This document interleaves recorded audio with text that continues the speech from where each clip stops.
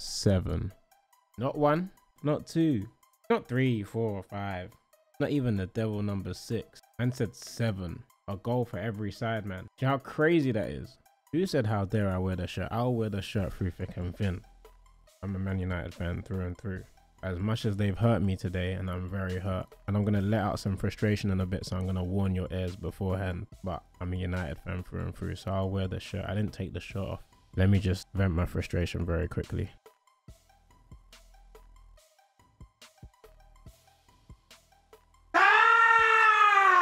Okay, right, let that out. Non-Man United fans, you're more than welcome to laugh at that. We deserve to be laughed at after a performance like that. Do you know what's even more annoying? This key light that I've got in the back, this key light, this nano leaf is in the shape of a 7 right now. It's like a weird 7. It was a T before, but it fucking fell down. Oh, where do I begin? Where do I begin? Just from the frustration of watching that game, I want to tear into my team. I want to tear into the performances. But I need to be fair. I need to be fair about this. Because from the 15th minute to about the 40th minute, I would say we were in a very decent position in that game. You know, we were creating chances. Liverpool didn't look sure of themselves after the first 15 minutes. And we had chances to score. There was a ball through to Rashford that I don't know why he didn't take a touch. Maybe he was feeling too confident that he could have hit it first time, but there was nothing. We wasted chances. We wasted chances. I got qualms with so many people today. I got qualms with Anthony because, and I don't mean to tear into any of our players today, but there was zero end product. I don't know how many times I've seen Anthony put a good cross into the box since he joined United. And I'm rooting for him, I really am. I think I can count on one hand the amount of times I've seen Anthony put a good cross into the box.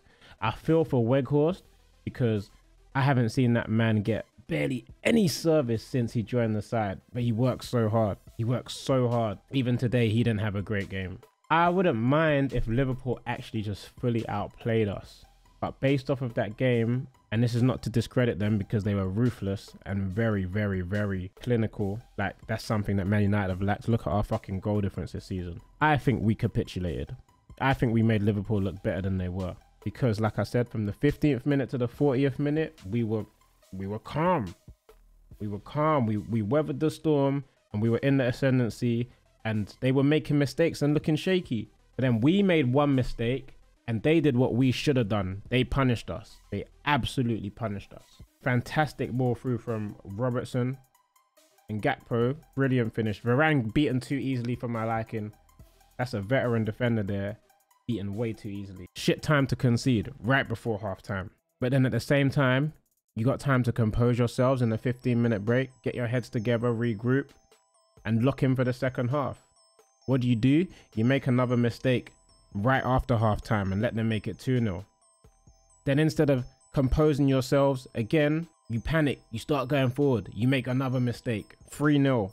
Then it's game over. Then it's head loss. And what really frustrates me is that we allowed ourselves to lose our heads today. We allowed Liverpool to look better than they were. Not to say Liverpool were bad in any sense. I'm not trying to discredit Liverpool at all, but I'm saying we amplified how good they looked by how shit we were. Is that a fair assessment? Any Liverpool fans in the chat? Is that a fair assessment? Too many times in recent years have we been on the end of these scorelines and it always happens the same way. Goals in quick succession and everyone loses their heads. Everyone. I'm disappointed with Martinez today. I'm disappointed with Shaw today because Shaw looked decent going forward at one point, but then he lost his head. Bruno picks and chooses when to lose his head. Too much theatrics, too much complaining at the ref. Get the job done, man. You've been good in recent weeks. Like, what's going on? I'm chatting this shit like I'm a pro baller, and if they ever see this, they'll probably go, this guy don't know what he's talking about. But I'm just venting my frustrations as a fan, and I don't mean to, you know, shit on them as people or as footballers or whatever. I'm just venting my frustrations, what I feel being so invested in my team. Do you know what I mean? So don't get mad at me for holding these opinions. I'm just, you know, I will give my team one bit of, I don't even know what the word is right now. The words escape me. Words are, I'm really struggling to put words together because the game is replaying in my head and it's burning, it's burning, it's burning. The one slight excuse that I'll give my side one slight excuse, and it's the 7-0 is still inexcusable to me, but the one way I'll really kind of let us off is that, and I'm going to get the stats up to make sure I'm absolutely factually correct. I think since the new year, we've had a game every 3 or 4 days. We've been in as many competitions as we could possibly be in. So it doesn't surprise me that the team did look tired today and burnt out. The team did look a bit burnt out today. Let me find this. Man United. We had a game, right, since the World Cup, bro. Actually, a little bit after the World Cup. Since Christmas, 27th, we had a game. 4 days later, we had a game. 3 days later, we had a game. 3 days later, we had a game. 4 days later, a game. 4 days. 4 days. 4 days. 3 days. 3 days. 4 days. 3 days. 4 days. 4 days. Another 4 days. Another 3 days. Another 4 days. Another 3 days. Another 3 days. And then what? 4 days. No break. That's the slight. I'm not even using that as an excuse. That's the slight. So don't take this as me letting them off. Everyone's saying every team has this. Half the teams are knocked out of the competitions. Not every team has that intense a schedule. I think, and once again, this is going to sound crazy because once again, I'm not a manager. I'm not a professional. I think today, Ten Hag got it wrong in the sense that I probably wouldn't have started Dalot. I wouldn't have started Dalot over Wan-Bissaka. Or at best at halftime, I would have dragged Dalot for Wan-Bissaka at halftime. I would have let Rashford go, and hindsight is 2020, so once again, take this with a pinch of salt. I would have let Rashford go left wing and put Weghorst up top to start, and then made the transition afterwards. I would have brought on Sabitzer before McTominay, probably. I would have brought on Sancho before Garnacho, probably. In a game where Liverpool, at that point in the game, Liverpool were already up here, like high. I feel like, and it's at Anfield, I feel like someone with a bit more composure. I feel like Garnacho's lacking a little bit of composure in terms of breakaway situations. I think Sancho will break away with the ball better than Garnacho would. I got real frustrations with our wingers. I think no one can put a cross into the box. We score a couple goals from corners or set pieces, and if the ball is crossed from open play, it's Luke Shaw putting the ball into the box. We got wingers that want to cut inside and shoot every time. When you've got, how tall is Weghorst, please? He's 6'5.5". So let's just round up, say 6'6". You got a 6'6" guy and you're not putting crosses into the box for him. That's crazy to me. I got loads of qualms, but I'm mainly disappointed because I thought we were past the point of not responding in games like that, you know? I thought we were past the point of absolute head loss. I've seen Man City do that to us in recent years. I've seen Tottenham do that to us in recent years. Liverpool did it. Was it last season where they dismantled us 5-0? Was that last season at Anfield? I've seen way too many of those in recent years, and I thought we were past that point. I thought in recent games, I went to the West Ham game the other day. I saw a fight. Against Newcastle, there was fight. Against Barcelona, there was fight. 5-0 was at Old Trafford. My bad. Listen, head loss. Once again, head loss. Brentford 4-0 this season. It was 4-0 at Anfield and 5-0 at Old Trafford. There you go. It's really frustrating because, like I said, I thought we were past that point. The only thing we can do now is bounce back from it. How they respond to this will determine my respect for that team of players, because they put all Man United fans through pain today, through pain.